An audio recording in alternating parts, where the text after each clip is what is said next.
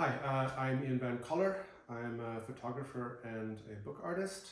I make these large photographic books that are bound as drum leaves. I get asked a lot how these books are made, so I'm going to show you why this book form is ideal for photographers and how you can make one yourself. So the first thing to notice about the drum leaf is it lays fairly flat. What you're looking at is a single print across the gutter. I'm using a 75-gram Japanese washi paper, which all the papers I print on for these books I get from Hiromi Paper in California. So a thing to also notice about the drum leaf book is this floating hinge that falls away from the spine, and that's one of the components that allows it to lay fairly flat. And a drum leaf is just made of a stack of folded sheets of paper. So the folded sheets of paper become folios, and those are just stacked on top of each other, and then they're bound together with glue on the spine and on the foredge of the paper. And so you actually have a space between the pages, which could be an interesting area to explore as an artist. So it is important that you use a fairly lightweight paper. So as I said, this is 75 gram. It does become a little bit problematic if you're using heavier Western style inkjet paper. Okay, so this is what we're going to bind together. Basically, I have two pieces of bookboard. This is 0.060 bookboard that I got from Hollanders. And then we have end sheets. So you need something that's going to bind the covers to the text block of your images. So I'm using Bugra. And then I have my stack of images with a title page and a colophon, and then another end sheet, and then another sheet of bookboard, which I've cut with a utility knife. Okay, to glue up the back of the book, we're going to need a few items. So I'm using two wood clamps. These are quick grip Irwin, fairly inexpensive. I have a piece of scrap hardwood that's at least the width of your book, plus a few inches. Needs to be really rigid, no flex whatsoever. And then I have a brush to apply glue. Then I have a stippling brush, so I've trimmed the fibers so that you have rigid fibers that you're going to use to stipple the back of the spine. I have glue. This is Jade 403, available from any bookbinding store. Then I have 3 pieces of washi. I have 2 pieces of sekishu. This is used for book conservation, also from Hiromi. I think it's 48 gram, and it's 2 inches wide and the height of your book. And then I have a black piece, also the same dimensions. It's just sort of decorative washi that I'm going to use to cover up the sekishu. Okay, next step, I'm going to be gluing up the spine. So first thing I do is I take the head of the book, the top of the book, and I kind of square all the pages up on that edge, roughly. But the key to this is the spine, the back of the book, where I'm just using the weights of the pages to get square at the back as I kind of lightly tap against the table. So it's really important at this stage that back of the book is really nice and square and straight across the spine. Do not be afraid to redo this multiple times until you get it just so. So I will lay it on my table here, exposed about ½ an inch from the edge of the table. So then I'm going to lay my piece of wood in line with the table. And it's very easy at this point to slip and shift the book out of alignment. And at that point, you should just redo it. Do not get tired of that. You have to get it right. So then I just use a wood clamp And I'm just kind of clamping it finger tight. You really don't want to crank down on this too much. You want to have a little bit of space between the pages on the back of the book, but not too much. You know, you don't want a loose book, but you don't want something that's so tight that you're not going to get any glue and you're going to have pages that will fail and fall out of the book. So that's kind of the start of that. Then I'm going to grab my glue, and you want to make sure that you spread glue everywhere on the back. You don't really want any spots where there's no glue. And I'm just gluing up the spine itself.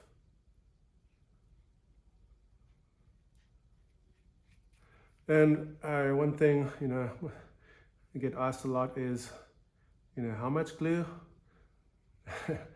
And the answer is the right amount. So one of the tricks of bookmaking is learning gluing. It's I'm no expert for sure, but it's kind of key to get it right. So just carefully look for any spots that on the pages and on the bookboard that might be missing any glue.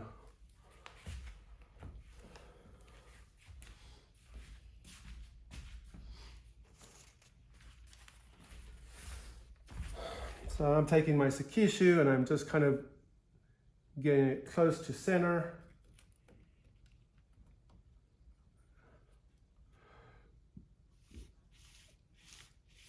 And I'm using my thumb to rub it.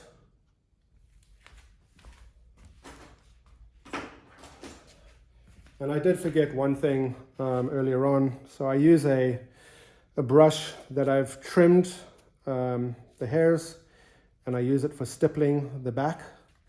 So there's no glue on this. This is a dry brush, and I'm just using that rigid kind of brush to lightly tap the back of the book so that you can make sure that the paper is nicely attached.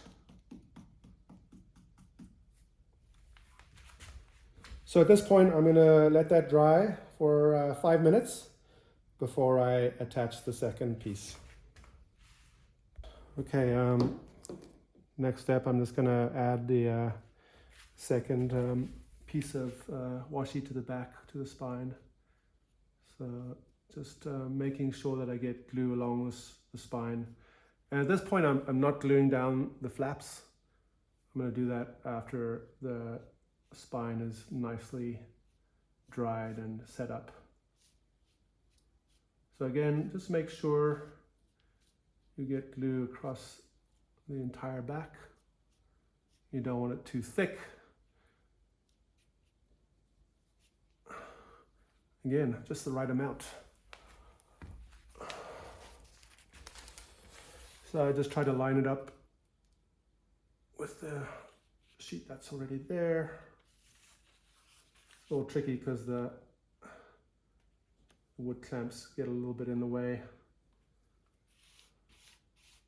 Use your thumb to get rid of any bubbles, make sure it's properly attached. And then again, I use my stippling brush.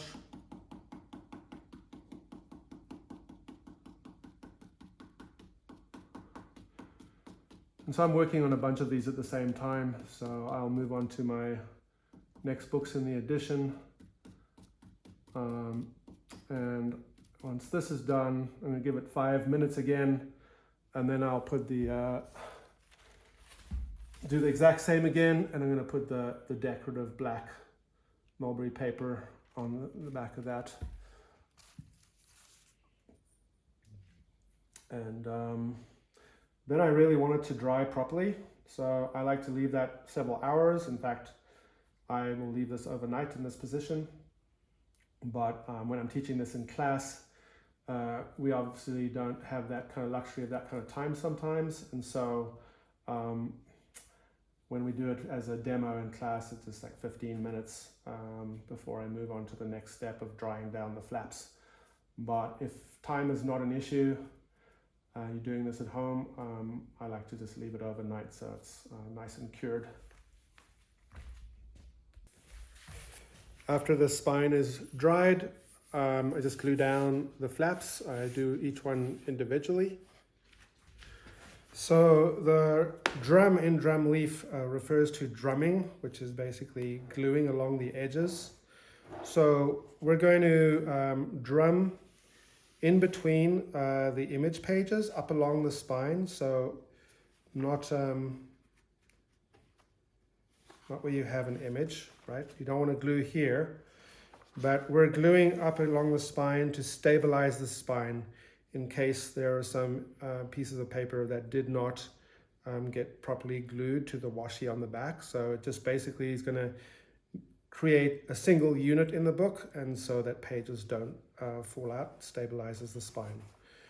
We're going to not start here. We don't want to glue this because we're going to wrap this either with book cloth or a paper cover, depending on what approach you want to take. We're going to start here between the end sheet and my title page. And I'm using a very dry brush. With this 75 gram paper, if I use too much glue, it's going to bleed through and it's going to cause the inside of the pages to stick together. So I'm just doing a very little single brush. I'm looking for any globs of glue that I don't want, and then I'm just going to close it straight down. Now it is, I've seen it happen a lot, and it's happened to me a lot, that the spine will start to get a slant to it. It won't be square anymore. And so the best way to avoid that is to flip the book over as you glue between the pages. So you're basically starting on the outside and you're gluing between, and I'll do like 2 or 3 pages on one side, and then I can flip it over to from the front to the back. Also, I'm using a really cheap brush. So this is an Ace Hardware special. I think it's like $2 or $3. One thing I personally have found is that fancy brushes often, just for me, hold too much glue for this paper, and it causes all sorts of problems for me. So I use cheap brush. Okay, so once I've drummed all the inside of the pages up against the spine, as soon as you're done with that, you want to get it under pressure.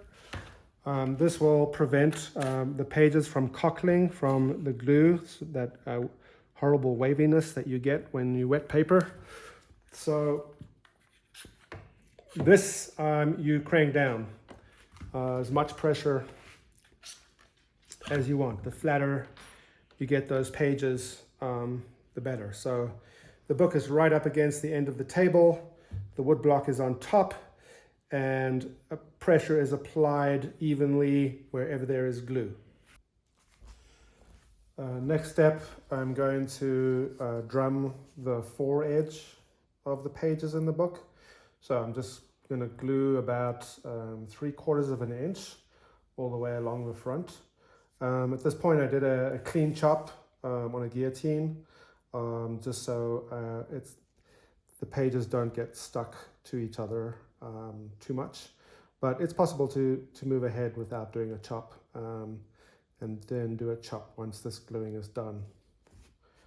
So again, I'm going to start with using a dry brush, and I'm not gluing the end sheet to the cover. I'm going to start where the end sheet and the title page are.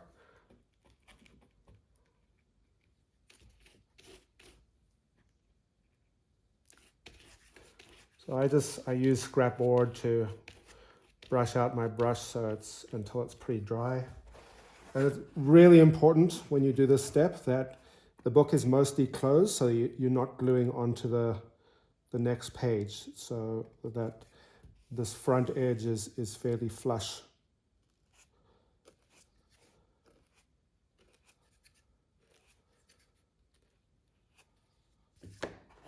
And then do a nice press down, and I'll flip over the book.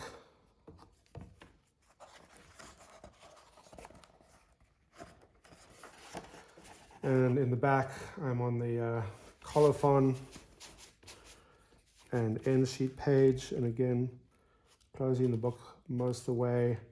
Very dry brush, you don't want a big globule of glue.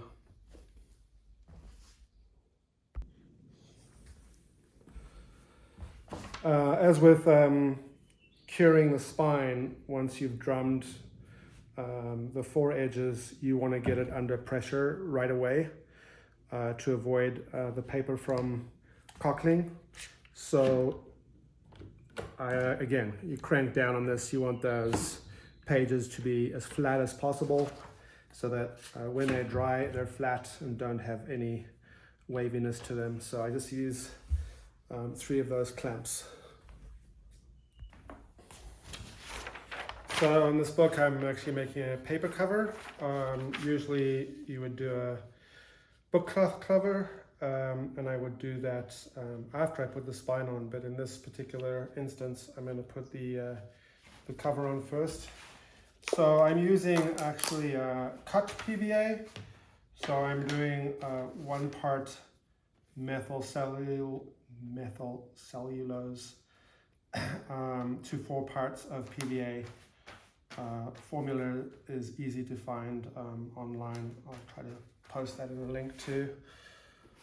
So the methyl cellulose just gives me a little bit of more working time because I'm working on a larger area of bookboard, and so I don't want it to dry out before I've got glue on the entire bookboard. You'll see I also have a protective sheet inside the book so that I don't get glue on any of my pages accidentally. So it just gives me a little bit of protection. Make sure you mark which is the top and the front of the book so that you're doing it correctly.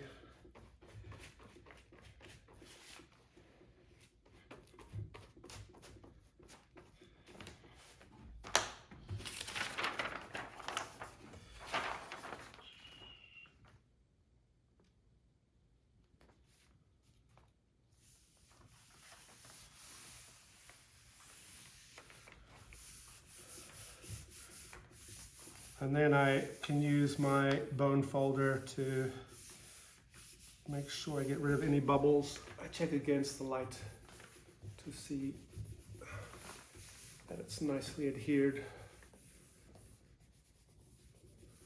If you use your bone folder, make sure you put a piece of paper in between. The bone folder can easily damage your cover, so you want to make sure. And I'm just doing this with my finger, it works pretty well. If you have some stubborn bubbles, you can use your bone folder. I've sprayed this paper cover with 3 coats of UV protective sealant, so it's well cured and fairly resilient, but paper covers are going to age less well than cloth cover.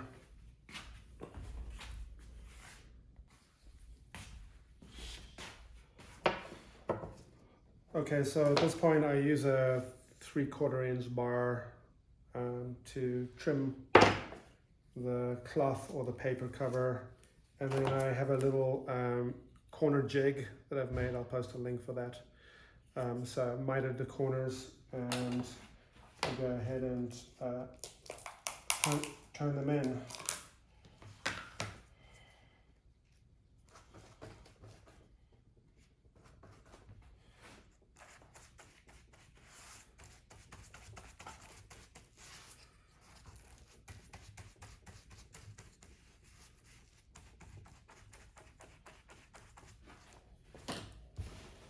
Make sure that you're gluing away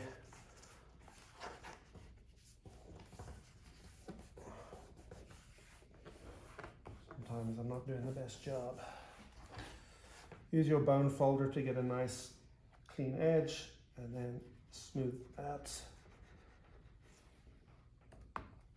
And then the little overlap from your jig cut, you want to turn in, attach that.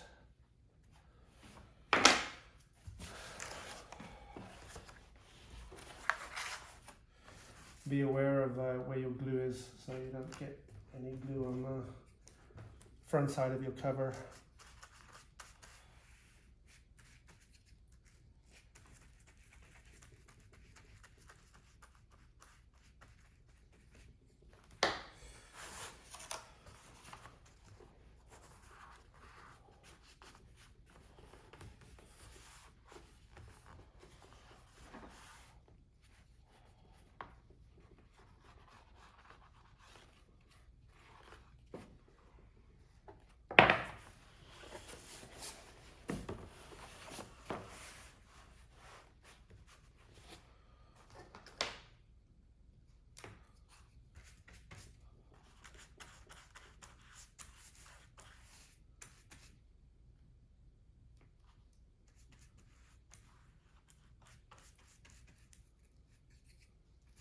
Try not to over glue.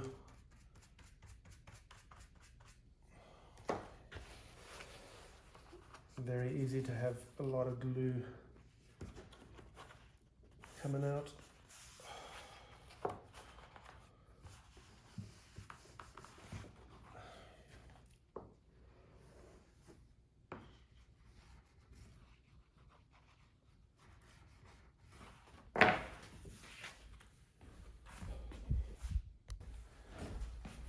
Okay, next step, I'm going to glue down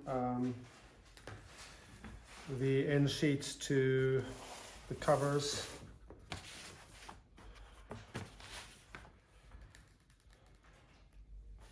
Again, I'm using a cut PVA, so 1 part methyl cellulose mix to 4 parts approximately PVA. Just gives me a little bit more working time.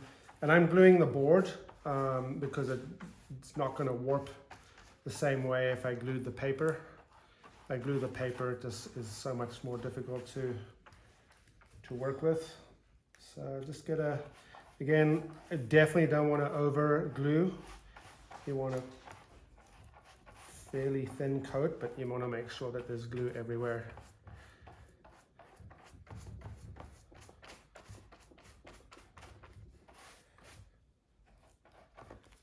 And then you just want to flip this all at once onto the end sheet and apply pressure. And then open it up and check for any air bubbles.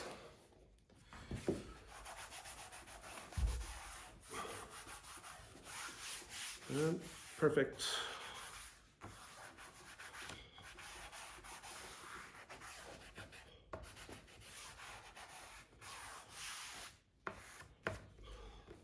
And flip it over and do the other side.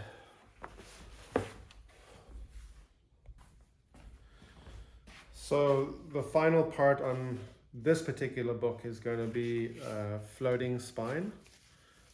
In most cases, the spine would go on before the cover, and that cover would be book cloth.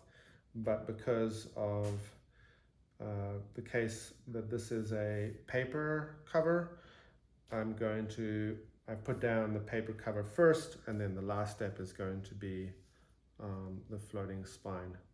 So again, many variations to the drum leaf depending on what you're trying to achieve and what the cover is. So this is just for this particular case. So I've cut this black book cloth 3 inches wide, and it's the height of the book plus 3/4 of an inch and 3/4 of an inch. So you're adding 1.5 inches total. And then I'm using the same book board as my spine, and that's the thickness of the book minus a sliver, basically accounting for 2 thicknesses of book cloth. And then again, the same for the height. It's the height of the book minus a sliver, accounting for 2 thicknesses of book cloth. So now I'm just gluing one side of the book board, and I'm going to use it for my spine. Straightforward. And then I made a mark at 3/4 of an inch. So I'm just basically centering it. I made a center line and placing it as close to center as possible. Apply pressure.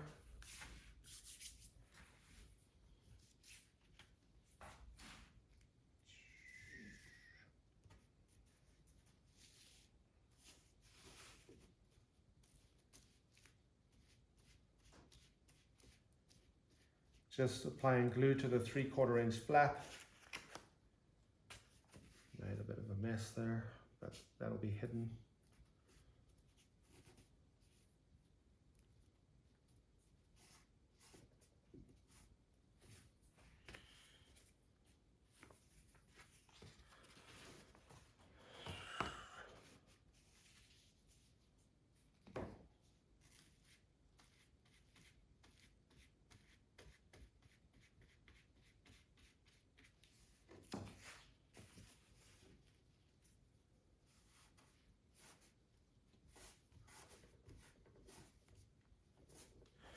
Okay, so now we're ready to do the last step and glue it to the book.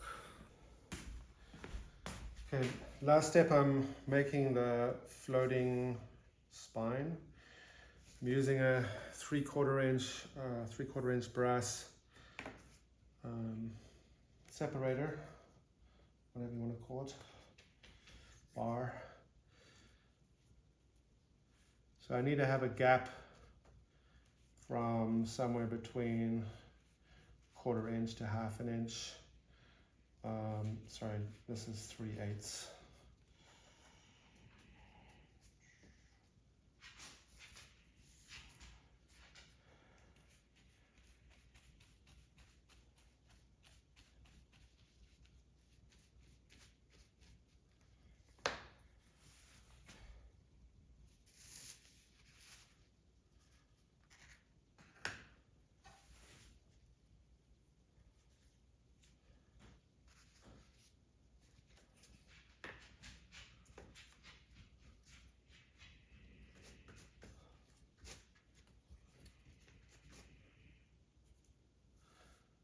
So the idea with the drum leaf is that the spine it drops away from the book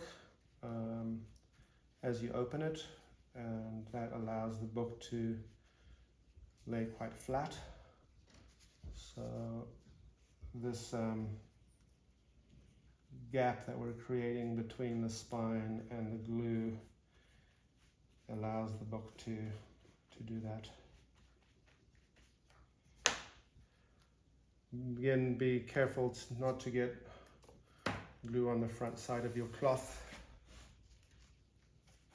It's the part where I usually screw it up.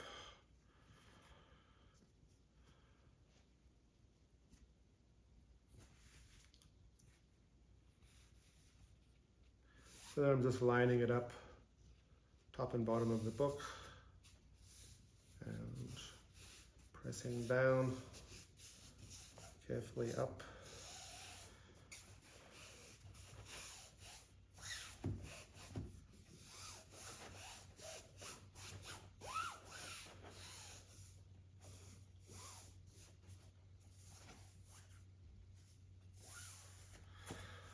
So, book is finished. Pretty much have your floating spine. You can see how that drops away. Now if I was doing a cloth cover, my cloth would go on top of my spine cloth, but in this instance I've used the paper. So